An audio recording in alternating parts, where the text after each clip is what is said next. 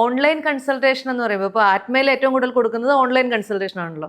അപ്പോൾ online consultation എത്രമാത്രം effective ആയിരിക്കും? അതായത് ഒരു പ്രത്യേകിച്ച് നമ്മൾ ഈ പ്രഗ്നൻ്റ് ഒക്കെ ആയിരിക്കുന്ന സമയത്ത് എന്ന് പറഞ്ഞു കഴിഞ്ഞാൽ നമ്മുടെ മൂഡ് സ്വിങ്സും കാര്യങ്ങളൊക്കെ അതിഭീകരമായിരിക്കുമല്ലോ. അപ്പോൾ ആ സമയത്തൊക്കെ 2 ദിവസം കഴിയുമ്പോഴത്തേക്ക് ഇതൊന്നും നോക്കണ്ട എന്നൊക്കെ പറഞ്ഞ് പോകാനുള്ള ഒരു ഓൺലൈൻ ആകുമ്പോഴത്തേക്കും അത് പാലിക്കപ്പെടാതിരിക്കാനുള്ള സാധ്യതകൾ കൂടുതലുണ്ടോ? എനിക്ക് കുറച്ചുകൂടി പോസിറ്റീവായിട്ടാണ് ഓൺലൈനെ പറ്റി തോന്നുന്നത്. കാരണം നിങ്ങളൊരു ഹോസ്പിറ്റലിൽ പോയി ഇപ്പോൾ പ്രഗ്നൻസി കെയർ പാക്കേജ് എന്ന് വിചാരിച്ചോളൂ, അത് ഓൺലൈനായിട്ടാണ് നമ്മൾ ചെയ്യുന്നത്. 9 മാസമുണ്ട്.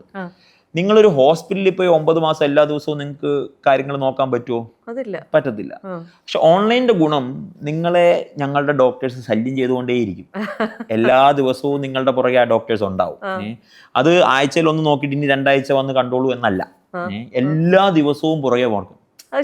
എല്ലാ ദിവസവും നിങ്ങളുടെ പുറകെ നിന്ന് ഇന്ന് ഈ ഭക്ഷണം കഴിച്ചോ, ഇന്ന് ഈ എക്സസൈസ് ചെയ്തോ, നിങ്ങൾ ഭക്ഷണം കഴിച്ചതിന്റെ ഫോട്ടോ അവർക്ക് അയച്ചു കൊടുക്കണം. അയച്ചു കൊടുത്താൽ ഡോക്ടർ ആയിരിക്കും വിളിക്കുന്ന, സ്റ്റാഫ് അല്ല.